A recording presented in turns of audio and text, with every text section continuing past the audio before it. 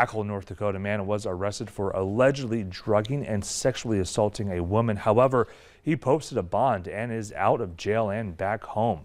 Henry Markham was arrested on Tuesday after law enforcement were called to his home for a welfare check.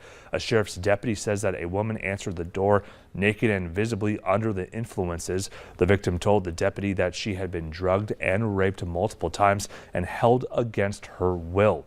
Investigators found drugs in the home.